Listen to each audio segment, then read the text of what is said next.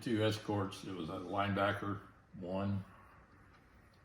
I think it was in early May. I can't remember the exact date. But again, I'm the wingman, two-ship. We're going to go up and escort. Actually, we weren't escorting. We were actually behind some B-52s. And we wanted to stay about 4 miles behind them, because if you get too close, you know, they got guns in the tail of their airplane, and if they mistake you for somebody, a bad guy, then they might try shooting at you. So we want to stay out of their range, but close enough if MiGs come after them that we can shoot the MiG. So I think we're back somewhere probably around 3 miles behind them. It's night, so all our lights are out.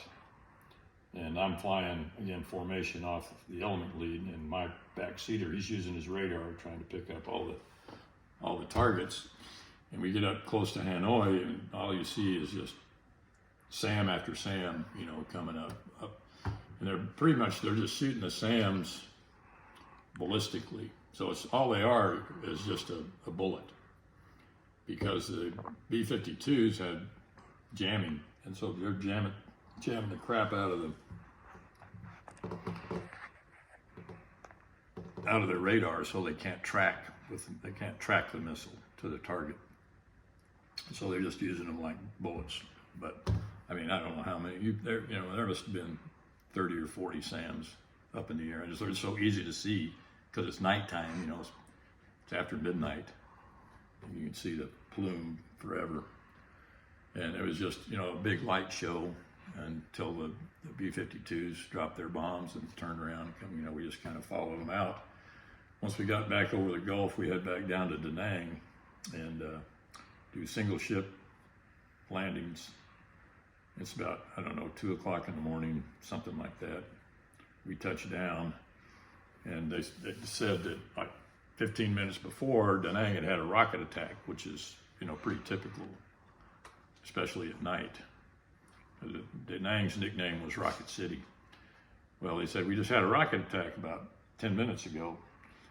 So I'm thinking, oh, that's good. We're not having one now. So I land, we're rolling out, we get to about 6,000 feet down the runway. I look up in front of me and I see something in the left side of the runway, and we get closer, and it's a 122 millimeter rocket stuck in the runway like a dart.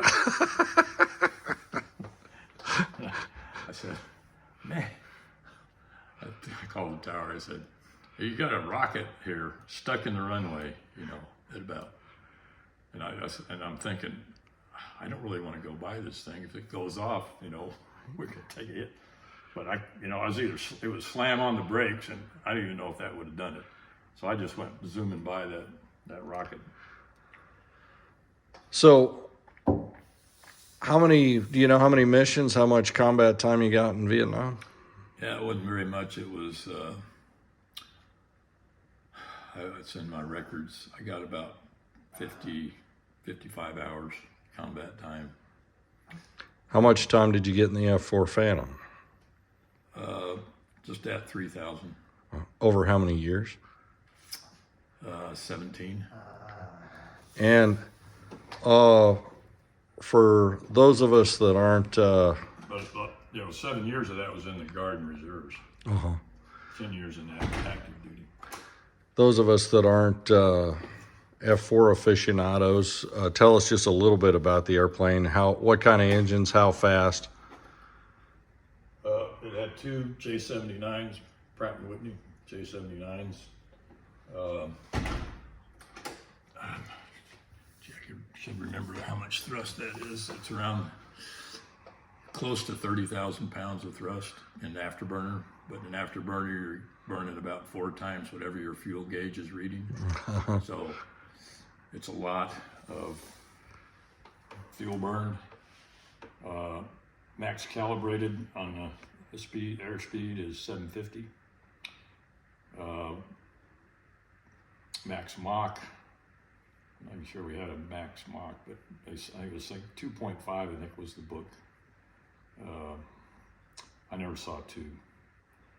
In RTU, we tried to go to Mach 2. I think we made it. You have to have a good cold day at altitude.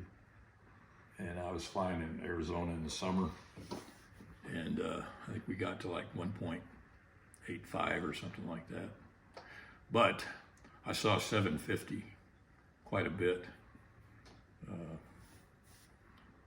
especially at Holloman when I was stationed at Holloman, and that was about 1.4 Mach, but it was on the deck. Oh, cool. Awesome.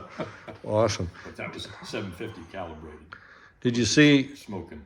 any MiGs at all when you were in? No. The closest I ever came was, again, we were in North Vietnam. I'm forgetting exactly where. They broke their missions down into North Vietnam and South Vietnam, and I think I had like 12 or 13 missions in North Vietnam. But when I was up in North Vietnam, I think we were dropping bombs on a bridge or something like that. But we come off the target, and I look out and I thought, oh shit, a MiG-17. Just right away, and it was a planform view, and the sun was out here, so it was black. The whole airplane was black because of shadow. And I looked out, I was like, oh, MiG-17. I didn't say anything. I looked a little closer, and then now it was a Navy A7. That was the closest I ever got. It's harder to get guys to paint one of those on the side of your airplane if you shoot it down. Well, that's awesome. Thanks for the stories. Thanks for your service.